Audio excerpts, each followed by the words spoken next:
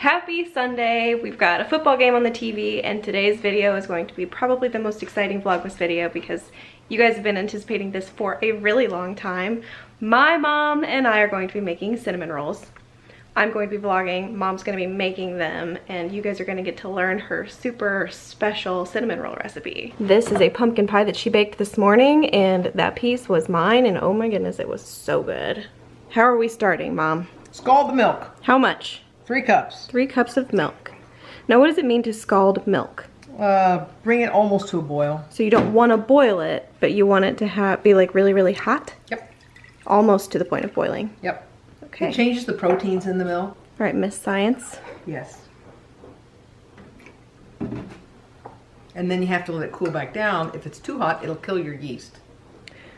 So how cool do you let it cool? All the way, or? I want it between 119 degrees and 70 degrees. But if it's over 120, it'll kill your yeast. So you have a thermometer and you're looking for 200 degrees? Yeah, I like to get it to 200. And don't touch the bottom of the pan with the thermometer because it will kind of skew the numbers because the bottom of the pan is going to be where it's the hottest. You want the liquid to be 200 degrees, not the pan. I just like to pan it because I know it wants to crawl up the dough hook. So you pan the dough hook and the bowl? Yeah. Cool. I just think it makes cleanup easier. You're probably right. So the milk is done and you added 2 sticks of butter into the milk? Because it helps get the temperature back down. It's already down to 160. And this over here is a bowl of sugar? Yep. I already measured it out. How much is it? 1 cup. 1 cup of sugar, 3 cups of milk, 2 sticks of butter. That's why this is so yummy. And you can tell that's still pretty hot. Yes, it is. But I also think it cools it a little bit just to help pour it in. If you're not confident that your yeast is alive, you can bloom it. And then it's a little test to see that it's going to work and it's going to be okay. And that's when it makes bubbles? Yeah.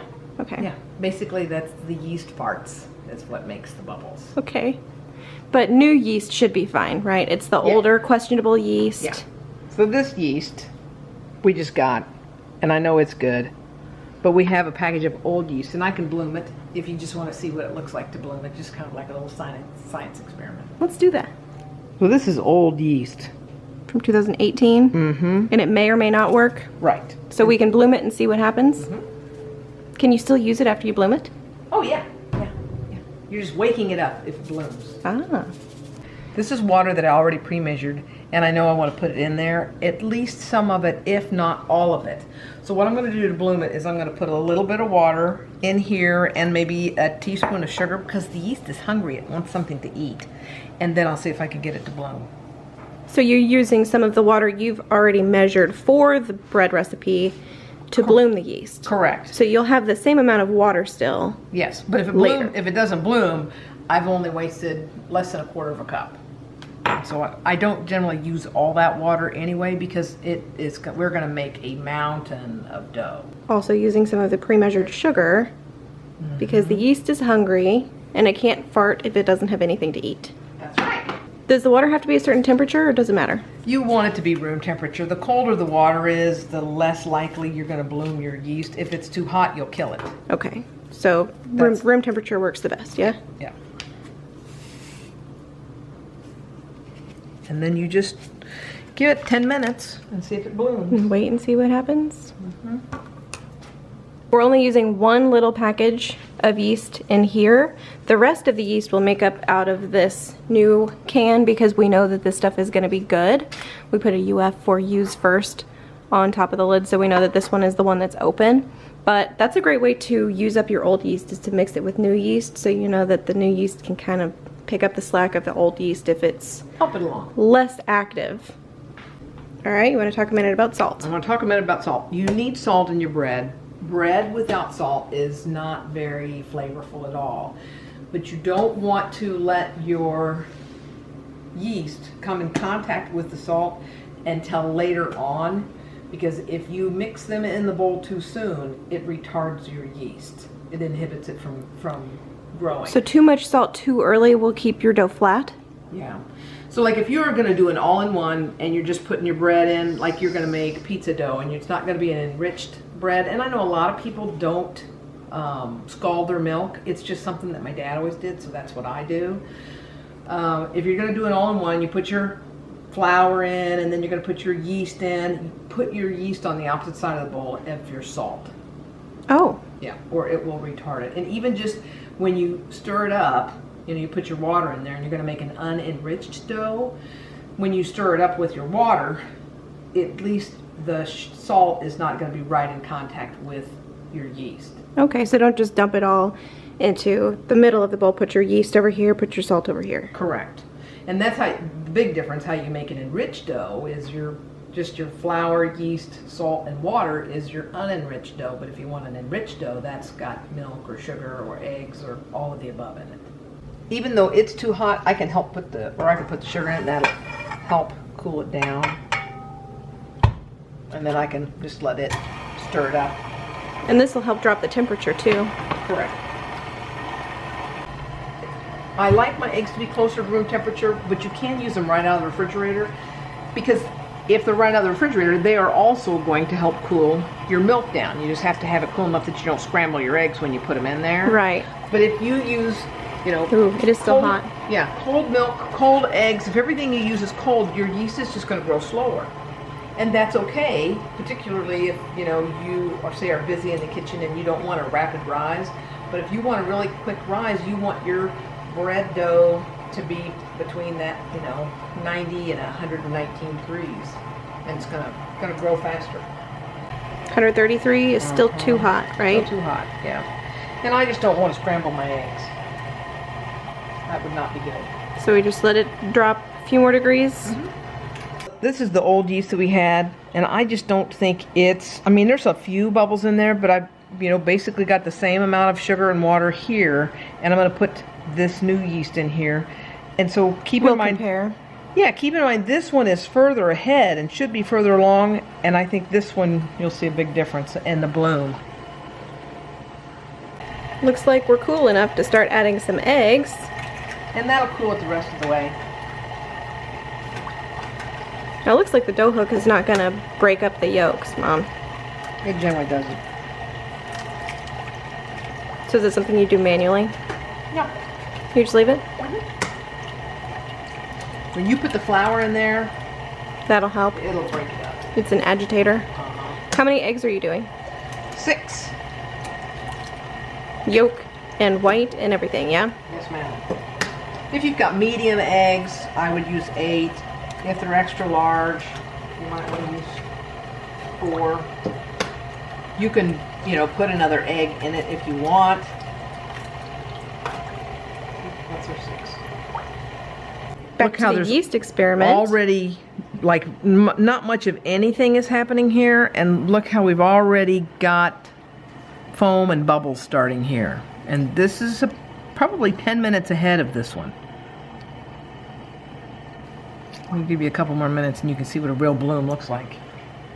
I can really see a difference. This is the old yeast. And this is the new yeast, and it looks really foamy. After you add the eggs, you can add the flour anytime. I just asked her what we were waiting for, and she said nothing. Okay. So we can add the flour now. What kind of flour are you using? I like to use my favorite kind, bread flour. All-purpose flour doesn't have the same gluten content in it, so it's not as good for bread making. I like using all-purpose flour for making pie dough, but I prefer using a bread flour because of the gluten content in the bread flour. This is why you want to wear something white, so you can't see the flour all over it, but I like to wear a black shirt. So everyone knows you've been baking? Everybody knows I've been baking. And then I get it all over the counter and all over the floor. And of course, there's much better ways to do this, but this is just your method? My method. How much are you putting in? Enough. Some. Yep. So no vague measurement even? About 12 cups. 12 cups of flour. Yes, ma'am. And you're doing it by the spoonful. Yes, ma'am. Why? I just like that. You know, if you were making this in a bowl, you'd have to stir it. And I know as a kid, my dad would measure it and we would sift it. We used to get an enriched flour that I don't even know if you can find anymore. It was called Spruance flour, and he used to order it by the box. And it was so hard to stir, so I love my KitchenAid. Now, why aren't you sifting the flour? This is actually a good quality flour, and it's a new flour. You could definitely sift it, but the kneading and the gluten formation is going to work out all of any, you know, lumps or wads of flour, and we'll scrape the sides of the bowl down as time goes by. And so you just keep adding flour, and I'll add most of this whole sack, and I will probably open another bag. And that one wasn't full to begin with, right? Because I had made other flour, or made other dough. So about 12 cups, vaguely. Yes. But that kind of depends on like the humidity of the room you're working in. Well, and I've got this extra water over here that I know I want to put in. But I just want to see how much, you know, dough is a living thing. And so it doesn't always behave the same way. You can see how it's breaking those yolks up, and you can see the streaks of yellow. Mm-hmm. So you can make it exactly the same way, and it doesn't turn out exactly the same way. Does it always fit into this bowl? Mm-hmm. This recipe does. While that's working, I'm going to go back to our science experiment over here. And I'll zoom in. It's looking more alive. It just took a while to get there. Mm-hmm. And this one over here, we started about 10 minutes after, and it looks like a foamy latte. That's what we're looking for, right, Mom? Mm-hmm. And now she's adding dry yeast directly into the dough. But remember, I've got no salt in there yet. And I need to put more of that water in here, because if you wait too long, then you can't add the rest of the water. So I'm just going to add this and let our science experiment continue to go over there. So you don't have to bloom all the yeast, and you did not add all of the flour to this yet. No. Correct. And that was about 3/4 of a cup of water. Mm-hmm.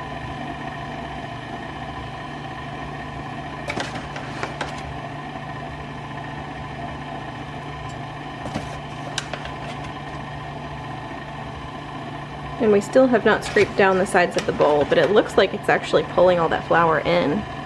It will. It's pretty amazing how it works.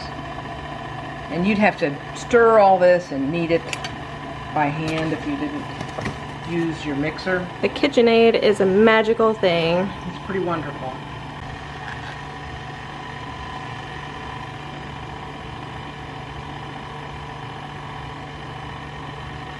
A tablespoon of salt. Yep. After you added in the yeast. Correct. So the yeast, like you said, got a head start before you added the salt. And you still have more flour to add. Mm-hmm. It just looks like it's not really very, but this, look at the foam that is being created with that. That yeast is much more alive than this. Yeah, that looks like a latte that's a couple of hours old. This one looks like they just poured it. Mm-hmm. It's so thick it doesn't even want to pour out of the cup. Mm-hmm. Okay. So in goes the live yeast. And you can see that foam. There's just not much foam to that one. It's completely different in texture than the other. Yeah.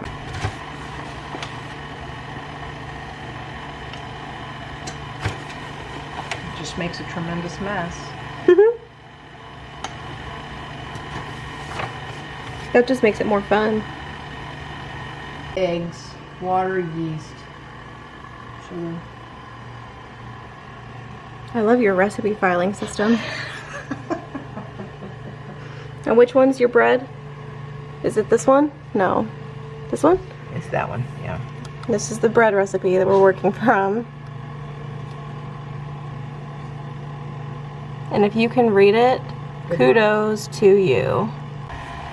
Now it's time to scrape down the sides of the bowl, but it looks like the dough has done a really good job of pulling all that flour in. Yeah. For the most part. I want this to be a sticky dough because you're going to add more flour. So this is where, you know, you guys kind of have to watch it and you have to learn what your dough looks like over time. So you don't put too much flour in it and then make it too sticky or too dry. So this is where the guessing game kind of starts. Yeah. And sometimes because of the humidity of the room or the humidity of the flour, you need less and sometimes you need more.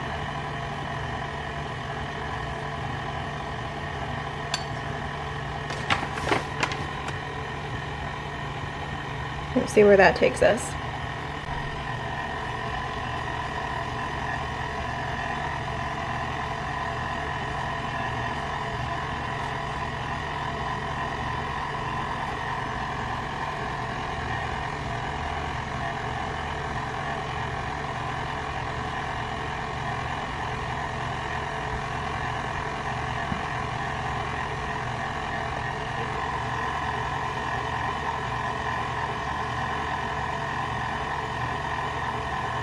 Is this KitchenAid as old as I am?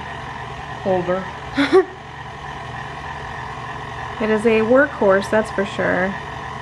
It has earned its salary for sure. And this was like a factory redo. Something was wrong with it. They took it back, so we got it. This was refurbished? When we bought it? I didn't know that. This KitchenAid owes us nothing. It has worked and worked for us.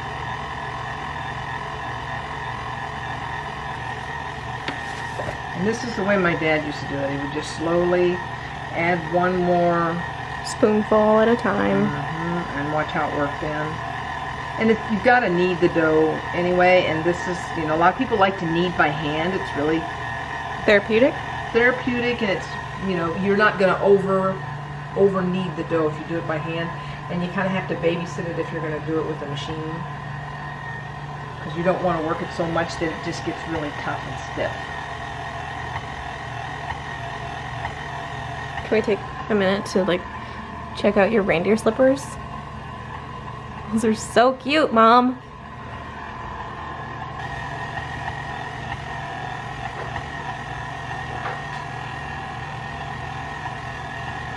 I think that's it. What are we looking for? I don't know how to tell you, but that looks like what I want it to look like. Okay. So we're happy with it. And we're not going to add any more flour, probably. I don't think so. But this big bowl gets a little bit of flour, and this is a great big bowl. Here is my arm for reference. But yeah, just big bowl with a little spoonful of flour to coat the bottom just to keep the dough from sticking. Exactly. You can, you know, spray it with Pam, but sometimes since it's an enriched dough, your oil and your eggs may try to come out and separate from your dough. And I like, you know, leaving my dough just a little bit wet so I can. So that's a little bit sticky, so it will kind of soak up this and it won't separate the dough like oil would. Correct. But when it starts to try to crawl up onto your dough hook, that's another way you can tell it's done. That's a clue. And that's why I like to spray it, because then it looks like it's just coming right off of there. Yeah, it does. And it's a little stickier than I would like, but we're going to put a little bit more flour in it anyway.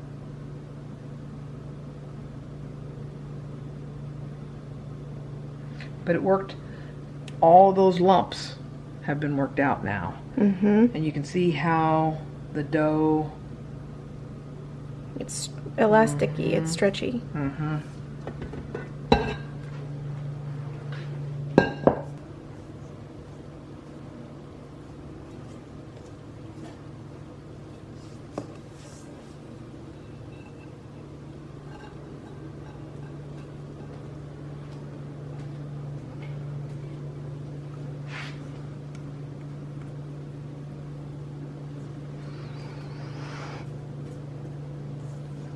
Look at you scraping the bowl. I'm so proud of you. I'm a bowl scraper. I know some people are not bowl scrapers, but I'm a bowl scraper.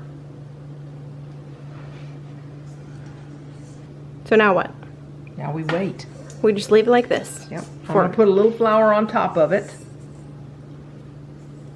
How long do we wait? Oh, 20 minutes, an hour, depends on how long it takes to double in size. So do we cover it in plastic wrap? We do. Or a towel, or a tea towel. So we sprinkle a little more flour on top to keep it from sticking to whatever we put on top of it, right? Correct. And then we let it double in size. Correct. And that might take longer if your room is colder. Correct. And I am going to sift this.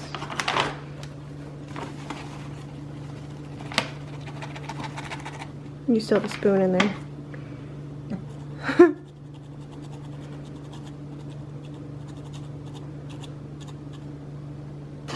So you put it in the microwave just because it's warm, because we've had that underhead light on for a while, which kind of warms up the inside of the microwave. But everything in our kitchen is cold. All our surfaces are cold, and I know that dough is going to be slow. And it just sits in here for a while in a warm place. If you have like a proving drawer, that's fine too if you're like British on the Great British Bake Off.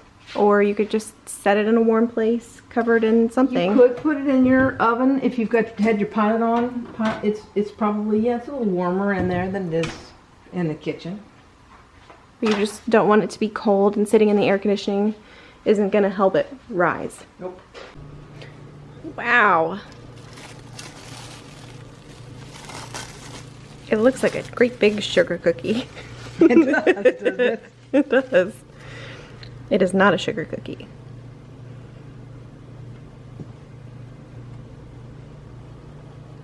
Why are you poking it? I'm just punching it down. So you actually have to like punch it down? This is the fun of making bread. You get to play with it. See, it's still pretty sticky, but it's very alive. Is it warm? Mm-hmm. Did you put any flour or Pam on your hands or anything? Uh-uh. So just clean, dry hands. Yep. You would want to remove any jewelry before doing this. I would think.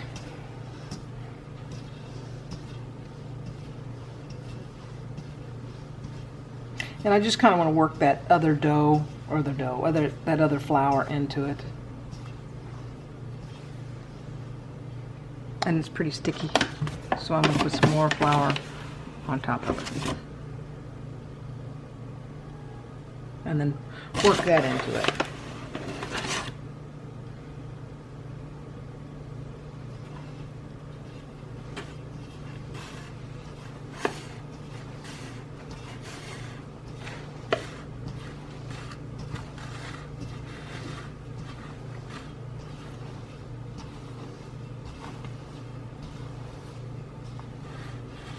And then I'm going to divide it in half, and I'll put half of it up on the counter and roll it out.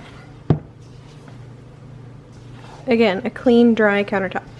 Yes. No soap, no bleach, no grease, right? Yeah, you don't want any residue. No flour, on just it. a clean, dry surface.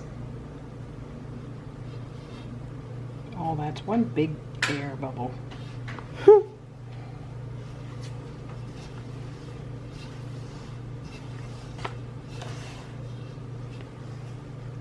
So this is the first rise, right? And you will rise it again after you roll it out and work it into the cinnamon rolls. Turns out you do flour the surface, and we are using this gigantic countertop. This is granite, and it is cool. We've got a dishwasher under here, but it has not been running, so when it runs, sometimes the granite gets warm, but it's cool today.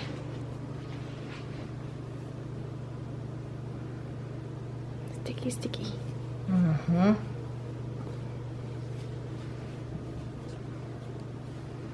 Great. Not yet. Almost. You look pretty. Thank you. Right at, I'm probably going to do it here. Oh, I have to clap more.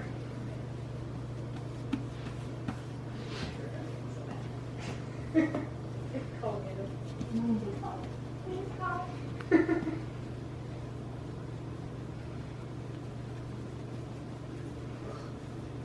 And the countertop will cool it down quite a bit, so it'll slow the rise of it.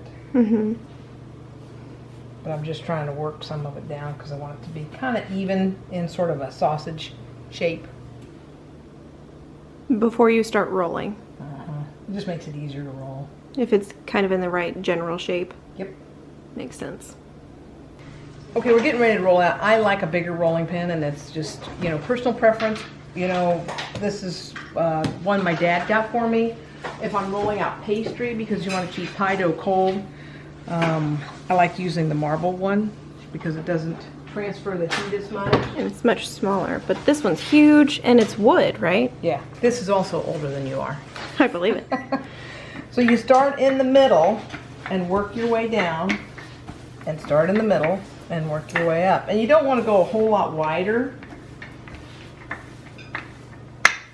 but you want to get that air distributed through your dough as best you can. And you want to try to keep it Rectangular in shape. rectangular if you can. Yeah.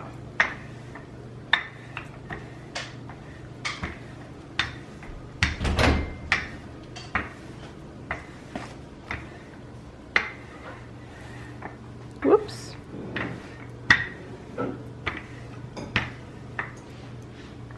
And that's it. Easy There's your cinnamon peasy. rolls. Yep, that was easy. We always used butter, but some people I know use Crisco. Well, this is not a vegan recipe, so I don't know why you would skip the butter in favor of like vegetable oil. Yeah, I don't think that would taste very good. This tastes great. Mm-hmm. I like putting cinnamon, brown sugar, and white sugar together. So this is a mix of brown sugar, cinnamon, white sugar, Yes. and you're just spreading the butter around all over, If you all don't the way like to cinnamon, the 'cause edge. some people are allergic to cinnamon, you can substitute pretty well with Cardamom, cardamom.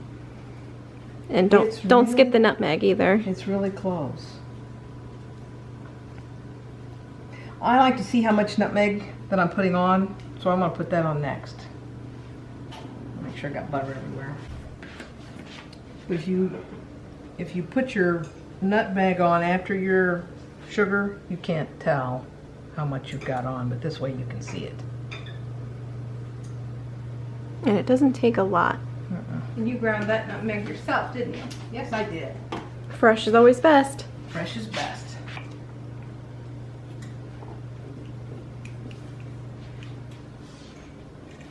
And there's no science to this. Some, a lot, a good amount. Enough. You just need enough.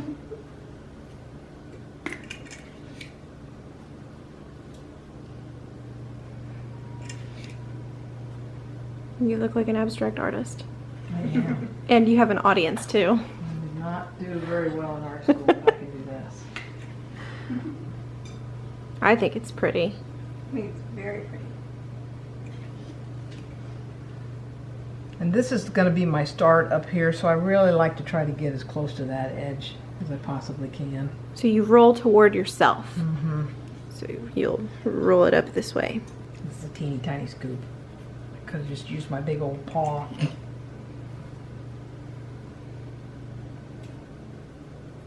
You gotta get all the way to the edge. I think that's important. Otherwise you lose 2 cinnamon rolls. Mm-hmm.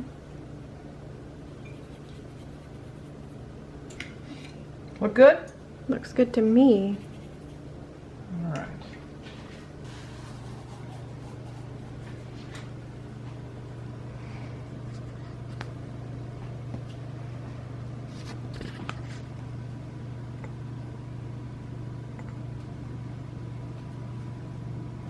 Sort of looks like a typewriter. Yeah.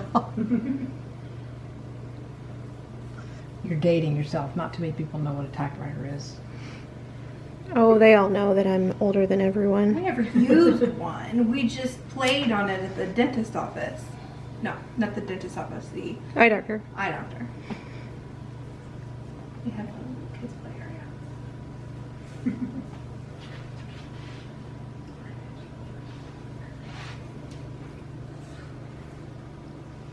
See how it grows? And that's why you don't want to make it any longer than it already is. Because it's going to continue to grow as you roll. But you want to try to keep it as much in the rectangular shape as you can. And if you want a really thin cinnamon roll, you just roll your dough out thinner. And then I like to kind of pinch my edges when I bring them together. Create a seal. So there's no egg wash here. I don't use one. It's an extra step. And I'm just anxious to get them in the oven so they can come out and I can enjoy them. There they are.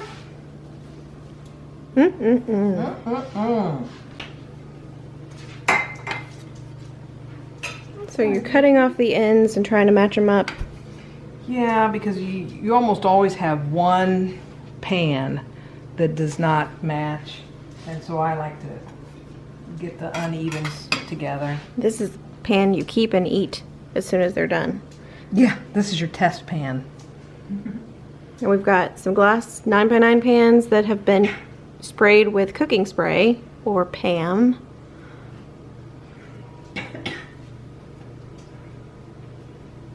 Sherry's coughing because of the PAM gas. I'm sorry. And those go into the microwave or just sit in a warm place? I'm just going to sit on top of the stove. Because they need to rise. Yeah. And they'll be together.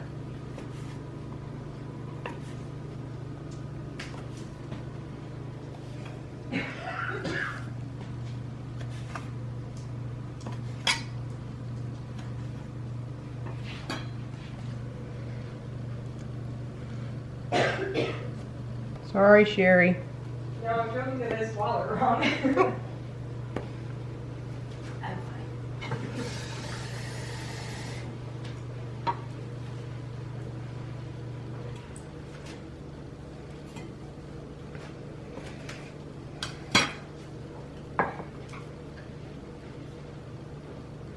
Ta-da. Beautiful. You could say. We have 3 pans of cinnamon rolls done. Okay. And then we have another whole half of the batch of dough to work with. And these are pie crackers. Yum, yum, yum.